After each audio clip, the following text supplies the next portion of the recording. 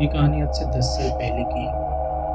तब मैं अपने दोस्त मनोज के साथ उसके घर, जो उड़ीसा के बीचों बीच बसे गांव पर सोने गया था। वहाँ हम कॉलेज की छुट्टी में गए थे। उसके गांव जाने के लिए हमने गाड़ी पकड़ी। मनोज रास्ते में अपने गांव के किस्से बताने लगा और किस्से सुनते हुए कब शाम हो गई पता ही नहीं चला। फिर जंगलों के जिन रास्तों पर हम जा रहे थे उनकी बात बताते हुए बोला, जानते हो रवि, इस सुनसान सड़क पर शाम के वक्त कोई नहीं आता। मैंने हामी में जवाब दिया। हाँ, शाम का ये अंधेरा और ये घना जंगल, कोई भला क्यों आएगा? उसने हंसते हुए कहा, नहीं, ये रास्ता दिन के समय भी ऐसे ही सुनसान रहता है, क्योंकि यहाँ वो रहती है। कौन? मैंने पूछा। तभी अचानक ड्राइवर ने मनोज को डरी और सहमी आवाज में कहा कि साहब, उसका नाम मत लीजिए।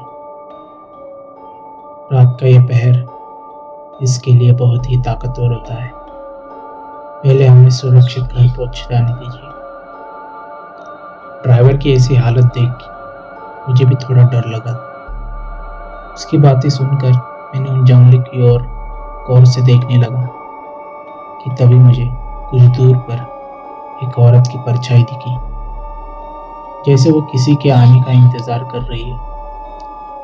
उसकी आंखें जंगल में फैले धुंध को चीर कर हमें देख रही थी। मैं डर गया और तभी मैंने मनोज को उस औरत को दिखाने के लिए बुलाया, मगर तब तक वो गायब हो चुकी थी। लगभग 1 घंटे के बाद हमें सही सलामत घर पहुंच गए, मगर उसकी आंखों को मैं भुला नहीं पा रहा था। मनोज ने मुझे समझाया और उसकी कहानियों का असर हुआ था मुझ पर, और वह सब मेरे मन का वहम है। मुझे भी लगा हो सकता है कि कुछ ज्यादा ही सोच रहा हूँ। दरअसल हम मनोज के बड़े भाई सोनोज की शादी में गए थे। वहां मैंने देखा कि मनोज के सभी रिश्तेदार थे, मगर उसके चाचा और चाची नहीं।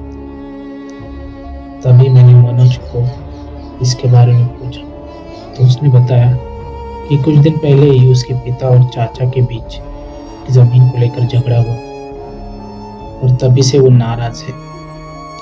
लेकिन शादी वाले दिन भैया अचानक तबीयत बिगड़ी और देखते देखते शाम उनकी मृत्यु हो गई।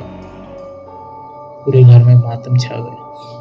किसी को कुछ समझ नहीं आ रहा था कि ये क्या हो गया। मैं भी अपनी दोस्ती का फर्ज निभा रहा था, मनोज को संतावना देकर, मगर ऐसी परिस्थिति में मनोज के चाचा कहीं भी दिखाई नहीं दिए। कुछ दिन बीते थे कि मनोज ने मझले भाई भुवन की भी उसी प्रकार मृत्यु हो गई, जैसे कि बड़े भाई सोनोज की हुई। मनोज के पिताजी तो जो पूरी तरह से टूट गए थे। आखिर 2 जवान बेटे खोए थे उन्होंने एक ही हफ्ते में। इस बार मगर उसके चाचा आए थे। मनोज को पापा को थोड़ी राहत थी उनके आने से। फिर कुछ देर बाद किसी काम से मनोज के कमरे में गए, पर मैंने कुछ अजीब सी चीज देखी। वो जंगल की परछाई मनोज के कमरे में थी। बिखरे हुए बाल, गीले बाल, बिल्कुल सफेद रंग की चमड़ी, सड़े हुए पैर और वो भयानक आंखें। और मनोज के कपड़ों में को ऐसे सूंघ रही थी कि मानो कुछ खोज रही है। मैं डरा हुआ उसे देख रहा था। मैंने चिल्लाने की कोशिश की, पर मैं चिल्ला नहीं पाया। मुझसे भागा भी नहीं जा रहा, जैसे कि मैं वहीं पर जम गया था। तभी अचानक उसने मुझे देखा और देखकर मुस्कुराने लगा। उसकी वो मुस्कुराहट आज भी सोचता हूँ तो शरीर में कब कभी जाग जाती है। और वो वहां से खिड़की से चली गई। मैंने तुरंत जाकर उसके घर वालों को इस बारे में बताया, पर किसी को भी मेरे बात पर यकीन नहीं था। मगर जल्दी मेरी वो बात मान गए जब उन्होंने जंगल की मिट्टी मनोज के कमरे में देखी। मगर गांव लोगों के मन में अभी भी कुछ शंका थी। इसके बारे में मैंने जब मनोज से पूछा तो उसने एक कहानी सुनाई। करीब 25 साल पहले गांव में एक डायन का आतंक था। वो छोटे बच्चों को शिकार करती थी। तभी मनोज के पिताजी और चाचा जी ने एक बहुत ही सिद्ध बाबा को गांव में बुलाया और उस डायन को गांव से जंगल से भगा दिया। मगर बाबा ने ये चेतावनी दी थी कि ये सब तब तक ही जंगल में है जब तक कोई मनुष्य इसे उस जंगल से गांव में ले आए। अब सवाल ये है कि जानबूझकर उसे जंगल से गांव में बुलाया है या कोई और बात है।